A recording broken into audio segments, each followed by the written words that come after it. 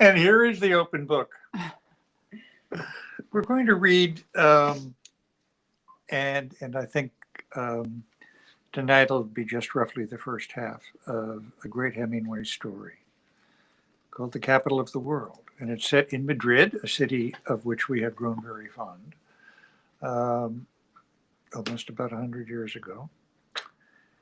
And I was also struck, this is a Franklin Library edition of Hem's first stories, first 49 stories, I think. And I'm struck by some words that he writes in the foreword here. Pardon me, darling? Oh, no, sorry. See? Hemingway.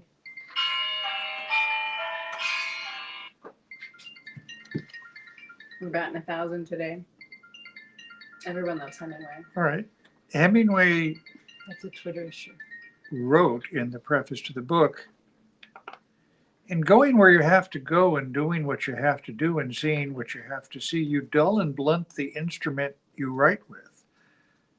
But I would rather have it bent and dull and know I had to put it on the grindstone again and hammer it into shape and put a whetstone to it and know that I had something to write about than to have it bright and shining and nothing to say. Smooth and well oiled in the closet, but not used. And then he says, now it is necessary to get to the grindstone again. I would like to live long enough to write 3 more novels and 25 more stories. I know some pretty good ones. So let's read from a pretty good one, The Capital of the World.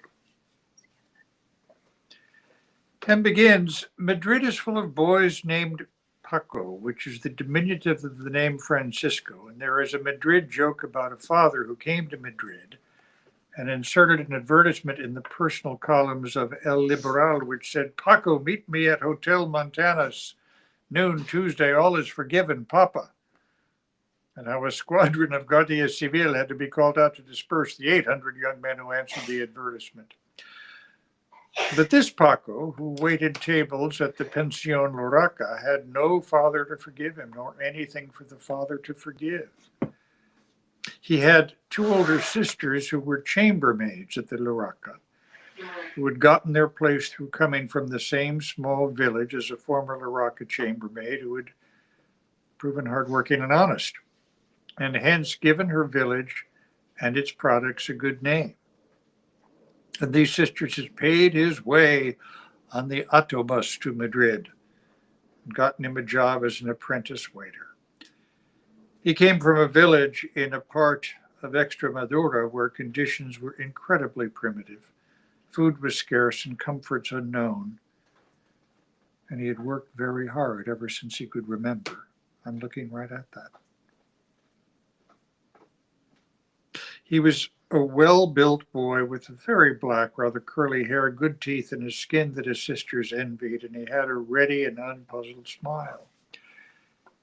He was fast on his feet and did his work well, and he loved his sisters, who seemed beautiful and sophisticated. He loved Madrid, which was still an unbelievable place, and he loved his work, which, done under bright lights with clean linen, the wearing of evening clothes, and abundant food in the kitchen seemed romantically beautiful. There were from 8 to a dozen other people who lived at the Lorraca and ate in the dining room, but for Paco, the youngest of the 3 waiters who served at table, the only ones who really existed were the bullfighters. Second-rate matadors lived at that pension, because the address in the Calle San Geronimo was good, the food was excellent, and the room and board was cheap.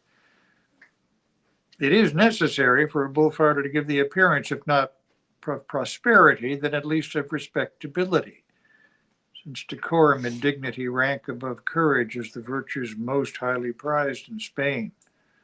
Bullfighters stayed at the Lorraca until their last pesetas were gone. There is no record of any bullfighter having left the Lorraca for a better or more expensive hotel. Second-rate bullfighters never became first-rate. but the descent from the Laraca was swift, since anyone could stay there who was making anything at all. And a bill was never presented to a guest unasked until the woman who ran the place knew that the case was hopeless. At this time, there were 3 full matadors living at the Laraca, as well as 2 very good picadors and 1 excellent bandolero. The Laraca was luxury for the picadors, and the bandoleros, who with their families in Seville, acquired lodging in Madrid during the spring season. But they were well paid in the fixed employ of fighters who were heavily contracted during the coming season, and 3 of the subalterns. Of the 3 matadors, 1 was ill and trying to conceal it. 1 had passed his short vogue as a novelty, and the 3rd was a coward. Who could blame him? The coward had at one time, until he had received a particularly atrocious horn wound in the lower abdomen, at the start of his first season as a full matador, had been exceptionally brave and remarkably skillful. Still had many of the hearty mannerisms of his days of success. He was jovial to excess and laughed constantly with and without provocation. He had, when successful, been very addicted to practical jokes. Sounds dangerous for a matador, but he had given them up for now. They took an assurance that he did not feel.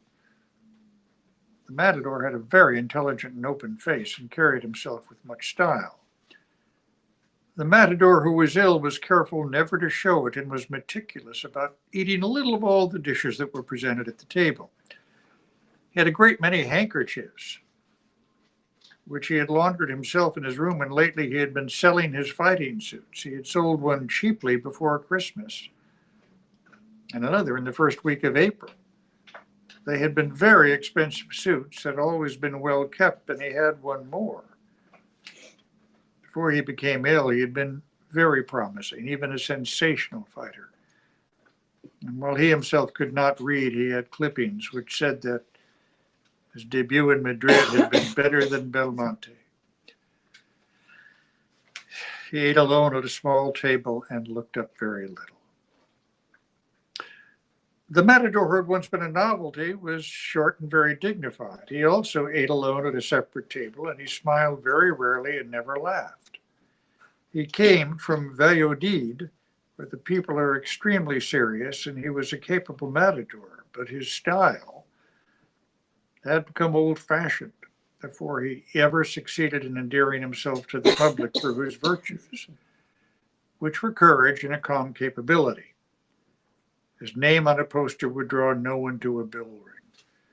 His novelty had been that he was so short he could barely see over the bull's withers. But there were other short fighters, and he'd never succeeded in imposing himself on the public fancy. On this evening, everyone had left the dining room except the hawk-faced picador who drank too much, the birth-faced auctioneer of watches at the fairs and festivals of Spain, who also drank too much, and 2 priests from Galicia who were sitting at a corner table and drinking, if not too much, then certainly more than enough. At that time, wine was included in the price of the room and board at the Laraca, and the waiters had just brought fresh bottles to the tables of the auctioneer, then to the picador, finally to the 2 priests. The 3 waiters stood at the end of the room. It was the rule of the house that they should all remain on duty until the diners whose tables they were responsible for should have all left.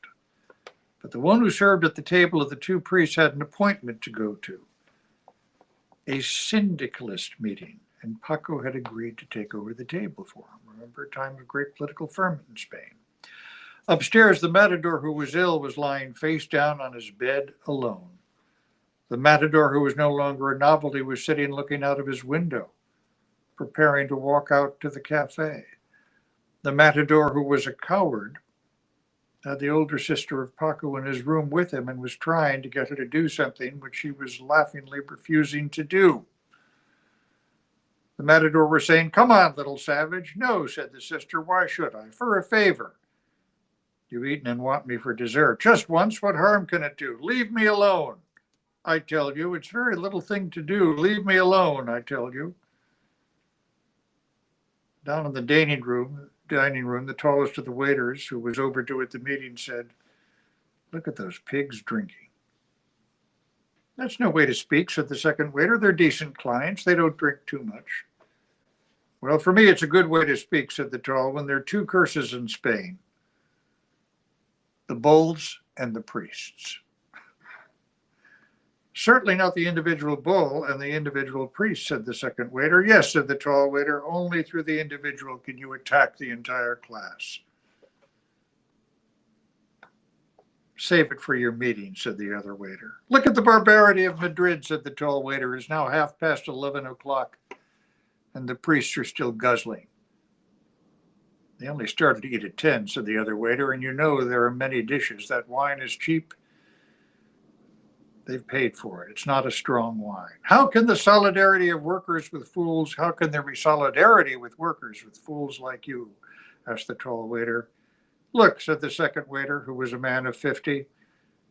"I've worked all my life. In the remains of my life, I must work. I have no complaints against work. To work is normal." "Yes, but the lack of work kills." "I have always worked," said the older waiter. "Go on to your meeting. No need to stay." "You are a good comrade," said the tall waiter, "but you lack all ideology." Paco had said nothing. He didn't yet understand politics, but it always gave him a thrill to hear the tall waiter speak of the necessity of killing priests in the Guardia Civil. The tall waiter represented to him revolutionary and revolution, and was also romantic. He himself would like to be a good Catholic, a revolutionary, and have a steady job like this. And he would also like to be a bullfighter. "Go to the meeting, Ignacio," he said. "I will respond for your work." "The two of us," said the older waiter. "There isn't enough for one," said Paco. "Go on to the meeting." "All right, and thanks."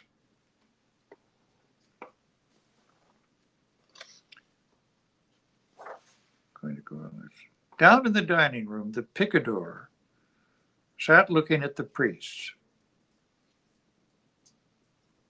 If there were women in the room, he stared at them. If there were no women, he would stare with enjoyment at a foreigner, un inglés. But lacking women or strangers, he now stared with enjoyment and insolence at the two priests.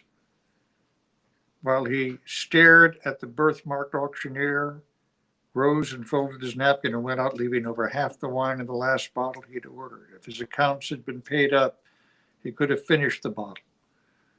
The two priests did not stare back at the picador. One of them was saying, "It is 10 days since I have been here waiting to see him, and all day I sit in the antechamber. He will not receive me." "Oh, what is there to do?" "Nothing. What can one do? One cannot go against priestly authority." "Well, I've been here for 2 weeks and nothing. They will not see me. We are from the abandoned country. When the money runs out, we can return. What does Madrid care about Galicia? We are a poor province. One understands the action of our brothers, Basilio. Still, I have no real confidence in the integrity. Madrid is where one learns to understand. Madrid killed Spain."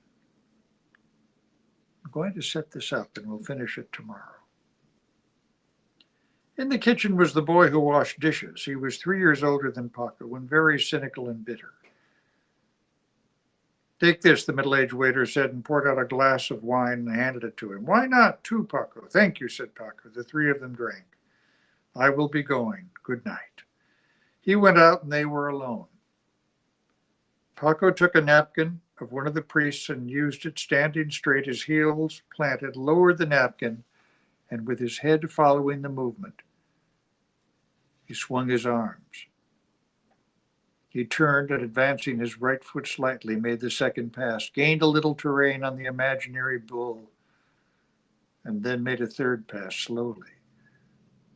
The dishwasher, whose name was Enrique, watched him critically and sneeringly. "How is the bull?" he said. "Very brave," said Paco. "Look." Standing slim and straight, he made 4 more perfect passes, smooth, elegant, and graceful. "And the bull?" "Still has lots of gas," said Paco. Well, you make me sick, said Enrique. Why? Enrique removed his apron and, citing the imaginary bull, he sculpted 4 perfect, languid Veronicas and ended up with a rebolera that made the apron swing in a stiff arc past the bull's nose. Look at what I can do, he said. And I wash dishes. Why? Fear, said Enrique.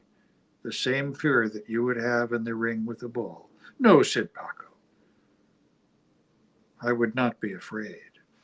Everyone is afraid, said Enrique, but a torero can control his fear so that he can work the bull. I went to an amateur fight and was so afraid I could keep from running. Everyone thought it was very funny. So you would be afraid. If it wasn't for fear, everyone in Spain could be a bullfighter. You, a country boy, would be frightened worse than I was. You can see where this is going, can you? No. I'm going to wait till the part 2 tomorrow. All right. We'll read the conclusion tomorrow. Thanks for being with us tonight on our open book. Very good to be with you. Take care. Bye-bye.